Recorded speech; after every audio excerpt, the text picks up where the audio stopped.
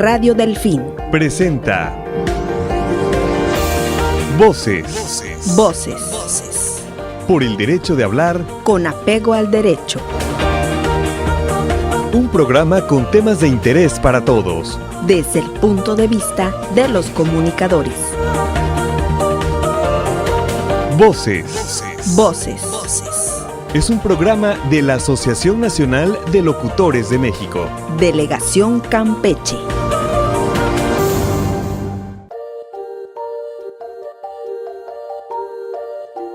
Hola, buenas noches. Bienvenidos al espacio de Voces, el programa de la Asociación Nacional de Locutores de México y su Delegación Campeche. Muchas gracias por acompañarnos a través de la frecuencia de Radio Delfín y, por supuesto, de nuestras redes sociales. Soy Ana Argente, le doy la más cordial bienvenida. Hoy vamos a hablar de un tema bastante interesante, un tema en boga, un tema que no podemos pasar por debajo de la mesa. Vamos a hablar acerca de los orígenes de la Feria de Ciudad del Carmen. Para ello me acompañan los locutores campechanos, Leni Márquez, la locutora Leni Márquez. Hola, ¿qué tal? Muy buenas noches, o según el horario en que nos estén sintonizando, un saludo, gracias por sintonizar esta emisión de Voces y bueno, en las diferentes multiplataformas que tenemos a través de las redes sociales, un saludo cordial. También me acompaña el locutor Marco Antonio Hernández Guerrero. Buenas noches, Marco. Buenas noches, gracias a todos los que nos están escuchando y viendo a través de la magia de las redes sociales y también escuchándonos a través del 88.9 de FM, Radio Delfín, la radio inteligente. Gracias a todos ustedes por estar en un tema tan muy importante que va a ser una gran ausencia y eso lo vamos a platicar más. Exactamente. Bueno, a continuación vamos a conocer al invitado que estará con nosotros para platicar precisamente sobre este tema y Leni nos hará el favor de presentarlo. Claro que sí, Anita. Me es muy grato compartir pues parte del extracto de la amplia trayectoria profesional de nuestro invitado en esta edición de Voces y pues vamos a presentar al doctor Juan Daniel Cantarell Alejandro. Él nació en esta ciudad, en Ciudad del Carmen, Campeche, en el año de 1956. Él es médico cirujano egresado de la Universidad Veracruzana. Ha participado en periodismo científico y en varias investigaciones en el área de la salud. Es autor de diversos libros. Ha logrado combinar su profesión como médico con la actividad literaria. En esta última ha obtenido más de 20 premios estatales y nacionales, entre los que se incluyen los Juegos Florales Nacionales de la Universidad Autónoma de Campeche, el Premio Estatal de Ensayo y el Premio Estatal de Periodismo, por mencionar. Ha ocupado diversos cargos administrativos y académicos. Actualmente es director de Educación y Cultura en la presente Administración Municipal y desde 1983 se desempeña como cronista vitalicio de la ciudad y en su tiempo libre lo dedica a la investigación histórica y a la creatividad literaria. Bienvenido, doctor. Gracias por la invitación. Aquí estamos, desde luego, para hablar de un tema que sin duda alguna nos atañe muchísimo, que es desde luego parte de la identidad de los carmelitas. Efectivamente, gracias Leni por la presentación, doctor, bienvenidos. Bueno, efectivamente vamos a hablar, como bien comentaba Marco hace un momento, ¿no?, acerca de la feria y como bien dice el doctor, la feria que nos da identidad, nos guía nos ha guiado a través de la historia, nos ubica en un espacio cultural, histórico-cultural tan importante. Y bueno,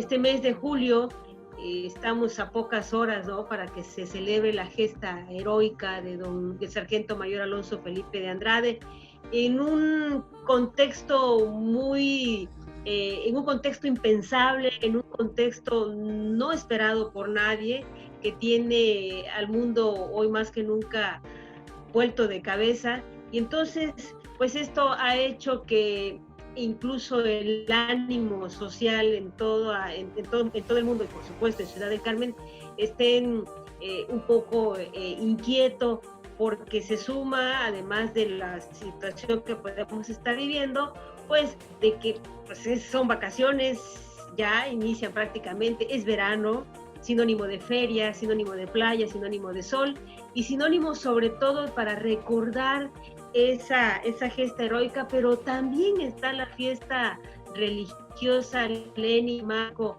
el festejo y por lo cual de alguna manera surge, que ya nos platicará el doctor, están las cuestiones religiosas, la Virgen del Carmen, los paseos, en fin, todo este sabor a feria que nos trae Julio, que a pesar lo podemos ver con este calor, lo podemos sentir que Julio está y que lo único que le hace falta a Julio es la feria y nosotros en la calle. Así es, Anita, yo me di a la tarea de investigar un poco acerca de los orígenes. Mucha gente, como el caso de una servidora, venimos de otros lares, de otras ciudades, de otras entidades, y pues nos hemos quedado en esta tierra bendita, esta tierra de oportunidades, y pues qué mejor que sumarnos a esta feria desde nuestros hogares, conociendo un poquito de la historia. Y bueno, en el caso de una servidora, te voy a presumir, tengo aquí un libro que hace tiempo tuve la oportunidad de asistir a la presentación de este libro del que te estoy hablando, es Ciudad del Carmen, mi tiempo y mi lugar, del profesor Humberto Muñoz Lara, editado en el año del 2014, y en él pues nos hablaba en un capítulo al que denominó Orígenes de la Feria del Carmen, y relata precisamente eso que nos acabas de mencionar. ¿Qué elementos enmarcan a las fiestas julianas? Los juegos florales, su respectiva reina, las diferentes exposiciones, las competencias deportivas, eventos artísticos, las representaciones folclóricas, los juegos mecánicos y por supuesto pues toda esa gente que viene a vender sus productos en estas ferias artesanales y comerciales. Pero bueno, queremos conocer de propia voz del doctor Juan Daniel Cantarell pues estos lugares en los que inicialmente estuvo la feria, los orígenes de la Feria del Carmen, si bien no mencionas el aspecto religioso, y posteriormente cómo se incluye esa parte artística y comercial, doctor. Sí, buenas noches a quienes nos están viendo y a quienes nos están escuchando, por supuesto, y reitero mi gratitud por la invitación. Fíjense que nuestra festividad marca realmente una dualidad que muy poco se ve, desde luego, en otras comunidades, no solamente del país, sino del mundo. Muchos recordarán de que precisamente el área de la Laguna de Términos, pues prácticamente fue un refugio de los piratas. Aquí permanecieron por espacio de 159 años y en varias ocasiones la monarquía española intentó desalojarlos. De hecho, envió expediciones, lo conseguía, pero los expedicionarios retornaban a su lugar de origen, sobre todo pues a Veracruz, donde estaba prácticamente la armada de Barlovento. Y pues, es natural comprender de que los piratas retornaban a esta región, porque aparte de refugio, también aprovecharon un recurso natural que se daba de manera silvestre, en este caso el palo de tinte, que era muy codiciado ya para esas fechas. Estamos hablando del siglo XVI, del siglo XVII, del siglo XVIII. Obviamente llegó el momento en que era tal la persecución de estos personajes en contra de los galeones españoles que pasaban por esta ruta, ya sea procedente de Veracruz hacia España o del puerto de San Francisco de Campeche también hacia España, pasando por La Habana, que tomaron la determinación en 1716 de que, pues una vez que fueran desalojados, tenían la seguridad de que así iba a ocurrir, que entonces estableciese aquí ya pues una guarnición militar, una guarnición de defensa. Y eso ocurrió precisamente el 12 de diciembre de 1716.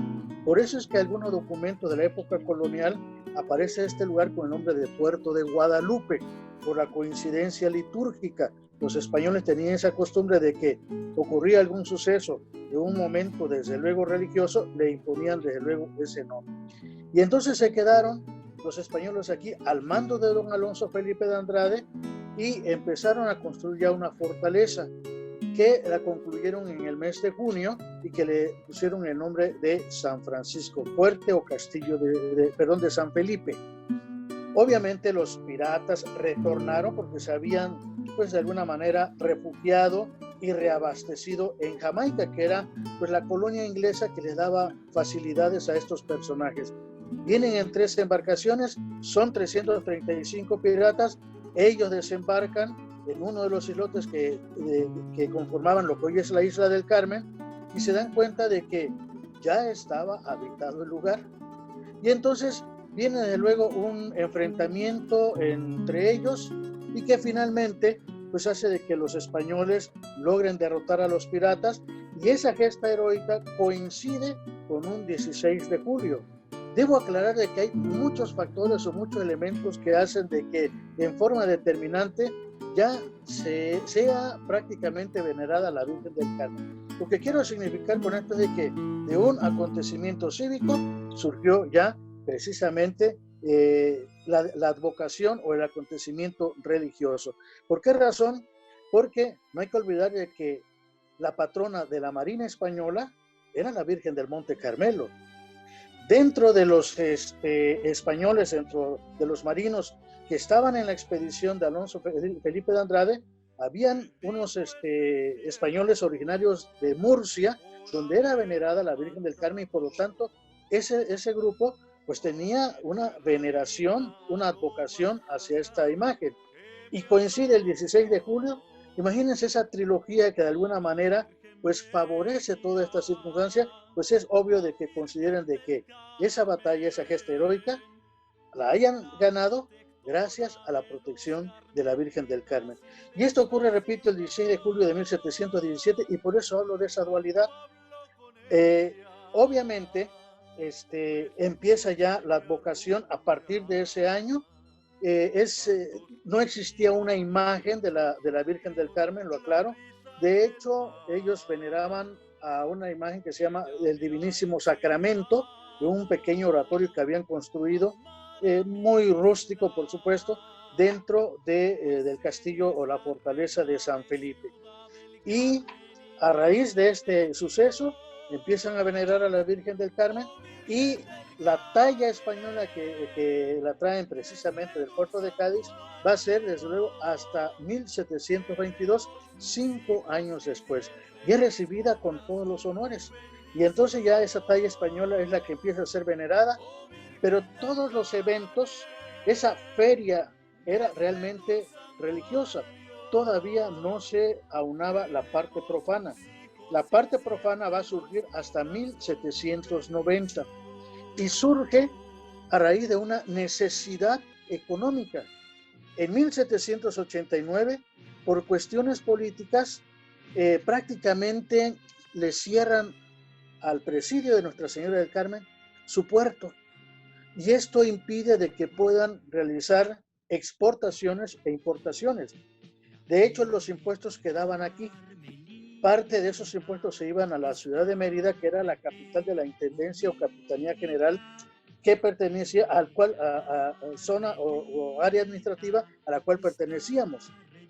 Entonces, pues obviamente esa situación política empieza a mermar la parte económica entre los pobladores, a tal grado de que hay documentos y que desde luego plasman cronistas de esa época, de que no había ni tela para hacerse ropa, no había carne, no había víveres. Es decir, la población de Carmen empezó a sufrir. De manera clandestina, vamos a llamarla así, empezaron a tratar de conseguir productos. Se iban a San Juan Bautista, lo que hoy es Villahermosa, Tabasco, y de esa manera traían productos. Había dinero, pero no cómo conseguir los víveres.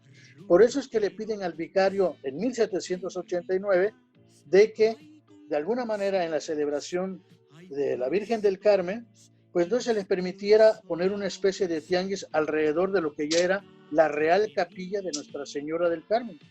Y el vicario, junto con las autoridades, junto con el gobernador del presidio, deciden obviamente de que pues los comerciantes puedan expender e invitar a los pobladores de las comunidades del área de la Laguna de Términos para que fueran a adquirir esos productos. Y así es como surge la primera feria profana en 1790 en advocación a la Virgen del Carmen. Es decir, esto viene a reforzar aquella tradición religiosa que se da desde 1717. Primero con el Tedium, después desde luego con los novenarios, porque así era como prácticamente era conmemorada, era celebrada esta imagen religiosa. Una pregunta, señor Daniel Cantarell. Yo también tengo poco de estar viviendo en este hermoso lugar, originario de la ciudad de Querétaro, también tiene sus ferias, pero esta sin duda es una de las más representativas que he leído que hay. Pero ahora en esta edición, ¿tiene usted conocimiento de que la feria se haya pospuesto o no se haya celebrado como tal? Porque ahorita con esta situación de salud mundial, sería la primera vez o la primera edición que no se celebre como tal la feria. Esa es la primera pregunta. La segunda pregunta, yo creo, salvo lo que opinen mis compañeras y usted, no se le tiene una deuda al capitán Felipe de Andrade, que hay una estatua, un monumento, se lo merece, creo yo, independientemente que las cuestiones fueron fortuitas en la situación, como usted lo menciona, tanto en la situación que permeaba en la isla en esa época, y todo se coincidió, valga la expresión, pero se le debe, hay una deuda histórica de Ciudad del Carmen, inclusive de la propia capital San Francisco de Campeche, con este capitán, haber logrado expulsar pues a los piratas, y solamente he oído menciones, he oído muchas cosas, pero nunca he visto un busto o una estatua donde se le reconozca su valor al realizar, creo que su trabajo, pero que sin duda ha permitido que Carmen haya florecido de esa época a la fecha. Voy a responder la segunda pregunta y ya después la primera, ¿no? Ok. Efectivamente, creo que tenemos una deuda con este personaje, del que han ido apareciendo, por cierto, documentos, porque al principio se decía, bueno, es que, ¿cómo fue él físicamente hablando? No hay mucha documentación, y fíjense que en los últimos años han existido documentos, sabe quiénes fueron sus padres realmente, cómo era incluso su carácter, porque don Alonso tenía un carácter, era irascible, era muy enojón, así lo describen los documentos. Tan es así que tuvo algunos conflictos con algunos personajes, algunos casos, 2 de ellos incluso fueron llevados a España porque se habían quejado por su trato, ¿no? Porque sí tenía un carácter. Deducimos eso, obviamente, por la documentación que hemos tenido al alcance, ¿no? Y efectivamente hay una deuda porque él dirigió, al final de cuentas, él era el responsable directo pues, de esa expedición. Y el hecho de haber dirigido, de haberse enfrentado, porque él, de hecho, lo que iban ganando en el combate, de acuerdo a la documentación, eran los piratas. Y él se había refugiado con un grupo de compañeros, o sea, de marinos, en lo que era el baluarte de Santa Isabel, dentro del propio castillo. Y ellos se acuerdan de que aquí o nos morimos, pero tenemos que defender este lugar porque pues era la orden. Siempre las milicias pues tienen esa disciplina, ¿no? Y entonces deciden, bajan ellos, hay un cañón al estilo como de Narciso Mendoza, un cañón, lo disparan y esto hace huir a los piratas. Y eso da el triunfo. Claro, hay un enfrentamiento cuerpo a cuerpo. De hecho, don Alonso Felipe fallece en ese combate. Y obviamente es una deuda porque él muere defendiendo esta plaza. Y además, pues es el primer héroe con el que nos identificamos de alguna manera también.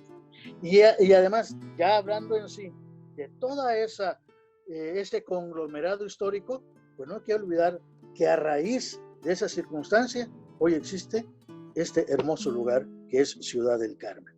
Con respecto a la primera pregunta, sí ha habido algunas suspensiones, pero no de manera total. Por ejemplo, durante la persecución religiosa en nuestro país, en donde los templos fueron cerrados, los curas incluso fueron expulsados de nuestro país, los que lograron quedarse, ocultos, porque no pudieron irse a otros países, mayormente se fueron a Cuba, profesaban incluso misa en los domicilios y lo hacían de manera clandestina también porque no estaba permitido.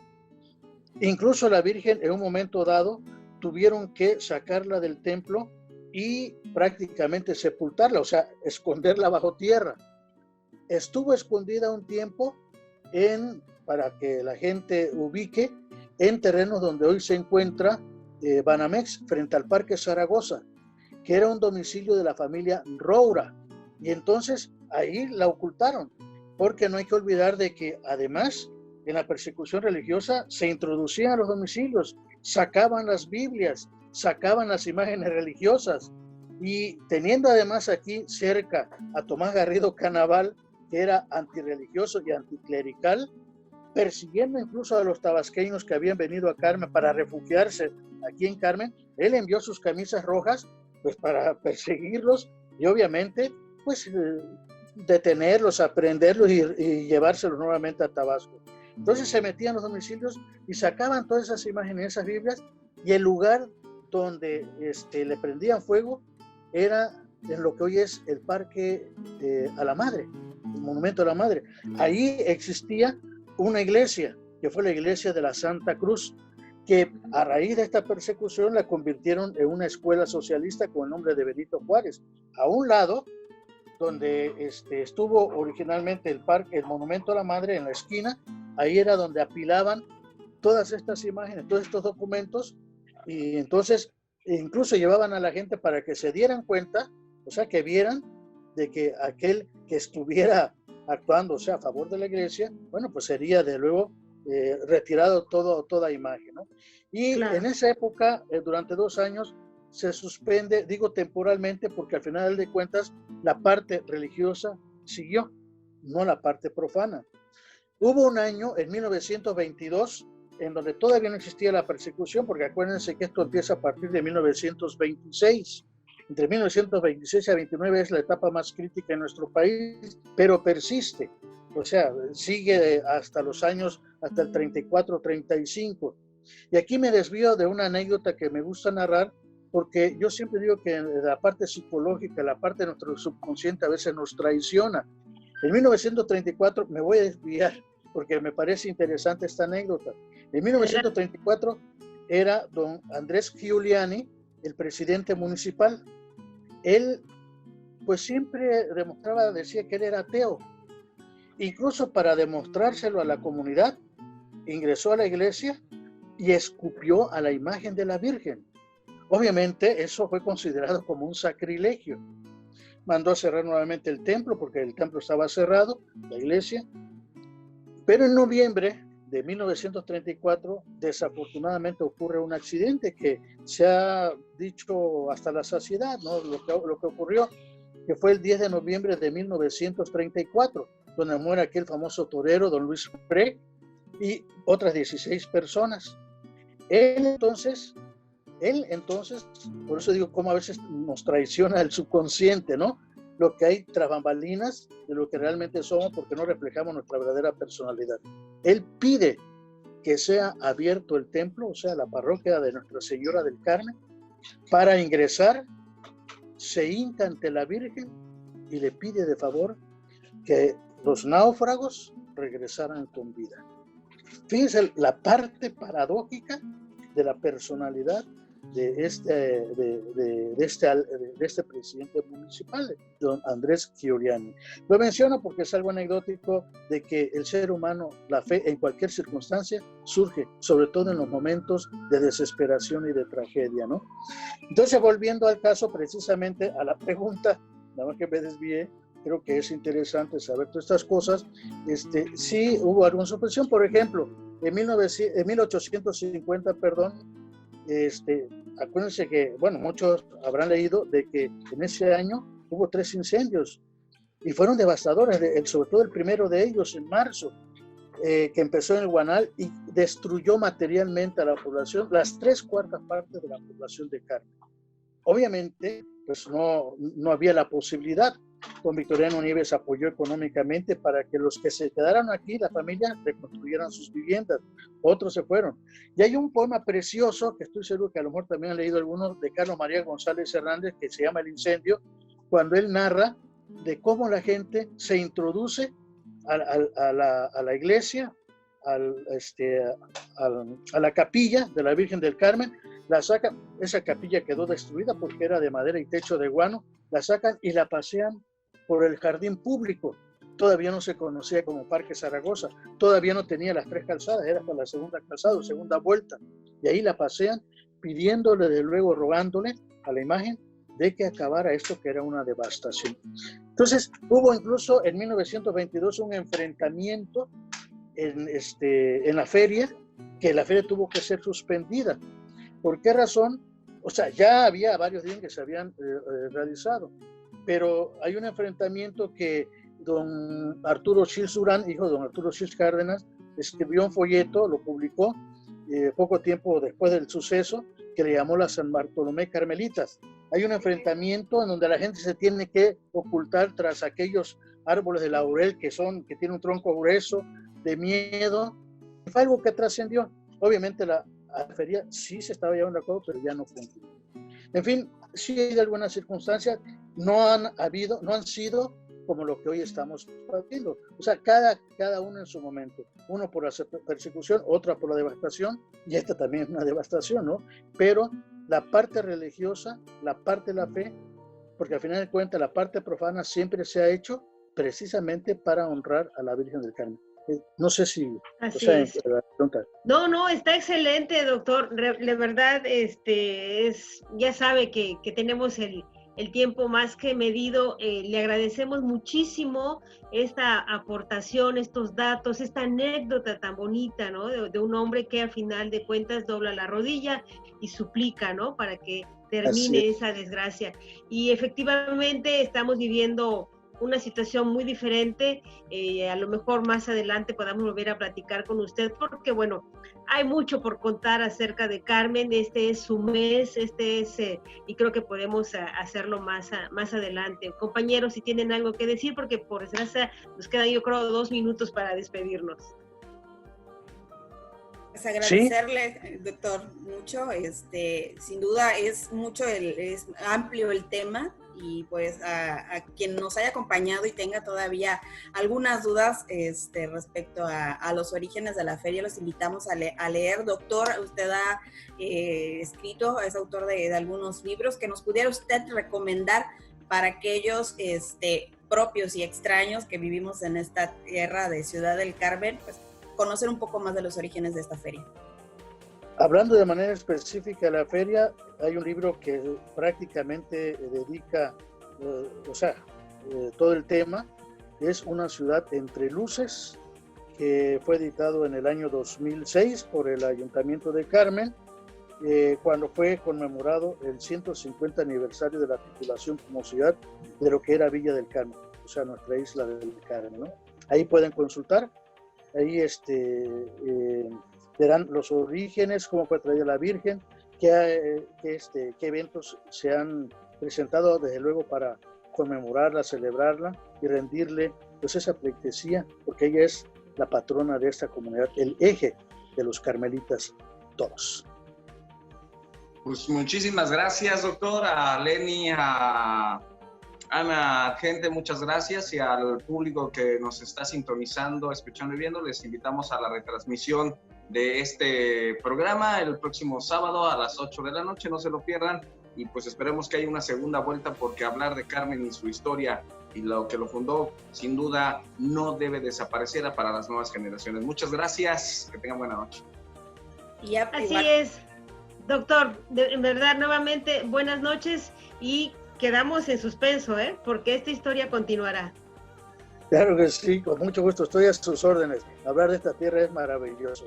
Buenas noches, gracias por la invitación. Buenas noches, compañeros, esto es Voces, nos despedimos por el derecho de hablar con apego a derecho. Hasta la próxima. Hasta la próxima, buenas noches.